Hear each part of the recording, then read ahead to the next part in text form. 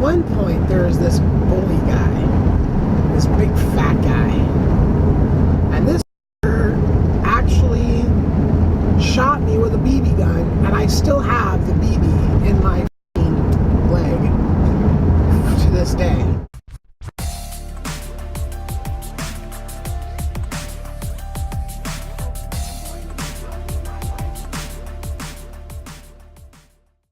The time in my life where I was living with my dad and my stepmom in the house across the street from the school, and then my mother and my brother and my stepdad were living in a houseboat in Selwyn. My little brother and myself would switch back and forth like every other weekend or something to this effect, or I don't know, can't really remember the specifics. I never really got along with my stepdad very good, and I don't know if that was by design, like, because he straight up told my mom he didn't really want to have anything to do with her if she had custody of me. Okay, so apparently I was just a freaking terror.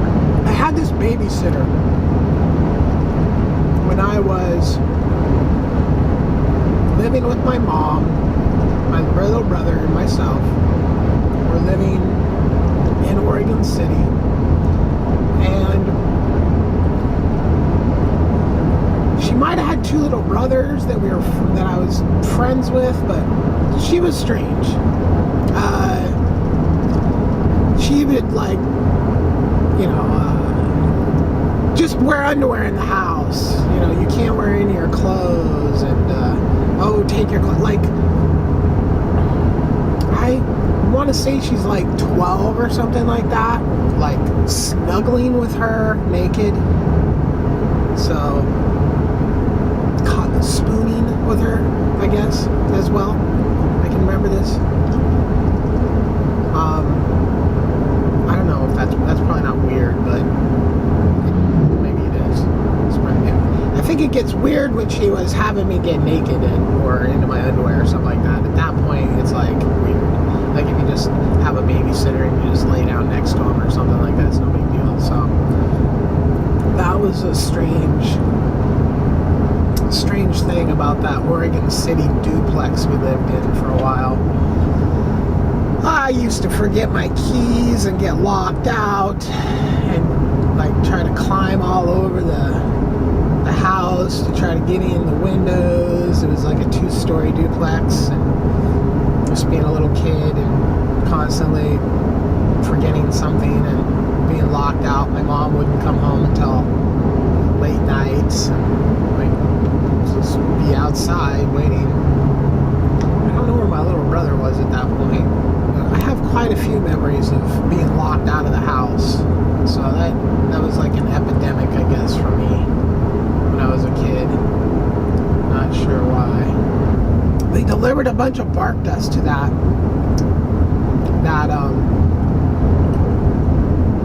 duplex, and all us kids started digging holes in it, like tunnels. And one of these tunnels collapsed on one of these kids, and we pulled him out. I remember one day, in the process of walking from the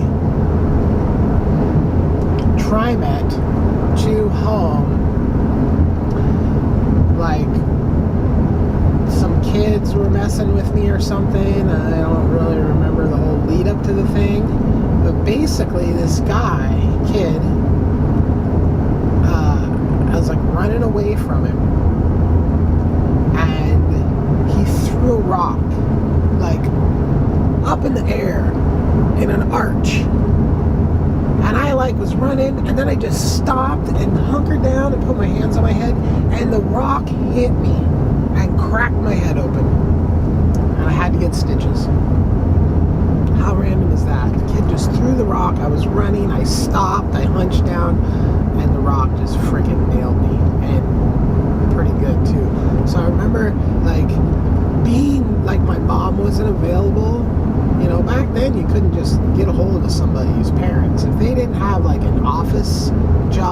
some kind of job that they had a phone, like, at their job, which leads me to believe, I mean, the ice cream company at one point put a phone in my mom's car, but I was a teenager at that point. I mean, car phones were not a thing when I was in grade school. I mean, unless, maybe this uber rich people had them, but that wasn't our reality. So, fighting in grade school, that I can remember having fights with people. So, and one in particular I feel really bad for.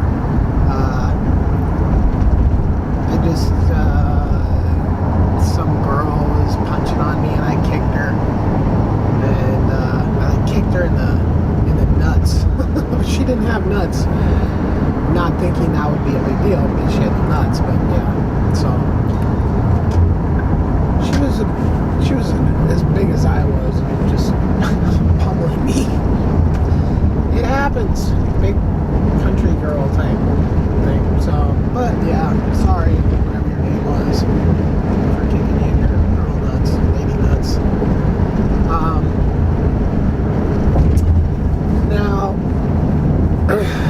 at one point, there was this bully guy, this big fat guy, and this actually shot me with a BB gun, and I still have the BB in my leg to this day.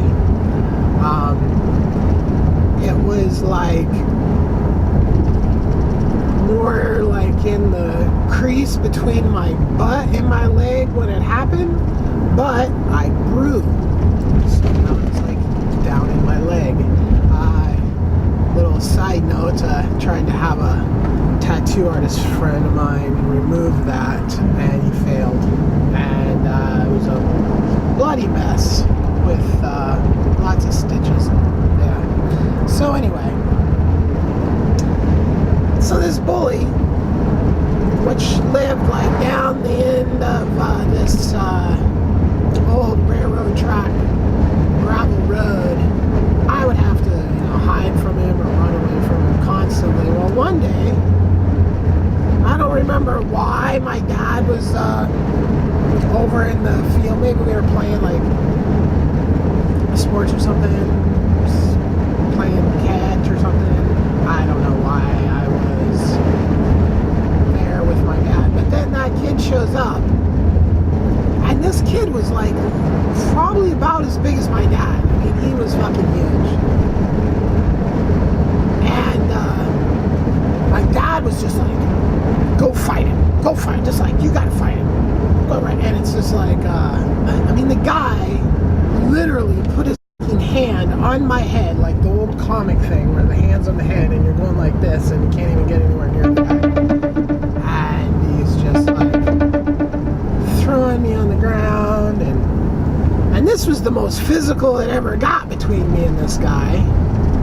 And that was because my dad was standing right there telling me to fight him. And I think my dad actually at one point went up and pushed him. And he went to his parents' house, and I think he was trying to beat up his dad or talk shit. I don't even know what went down there, but yeah, my dad would talk about fighting. And I think it was pretty much like bar fights. And he'd be like, I just see red and a demon comes out and I can roar, and just like my lizard brain comes from my dad apparently, where autopilot in violent situations works quite well. Then there was a kid out on the playground one day during recess, just started punching me like in the arm or something. I put my arm up and I was blocking him, and he just kept hitting me and hitting me and hitting me, and I just punched him in the nose, and he didn't stop, so I punched him in the nose again, and punched him in the nose like I don't know how many times, but I was the one who got in trouble. I don't know, like, I have this thing, like, I have a hard time if someone's hitting me, man or woman, unfortunately for man and woman, in my life, And there's a lot of stories coming up about fights because I've been in like something like over 100. I counted at one point. So I probably touch on most of them. So yeah, and his family was heavy into the Scouts. So that just all kind of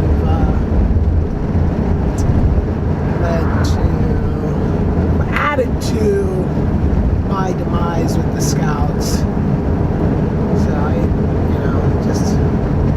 I would have totally preferred he never did attack, punch me. It wasn't like I was bullying him. He was nothing. I can't even remember why he was hitting me. I can remember it very, very clearly. Some things I can remember super clearly.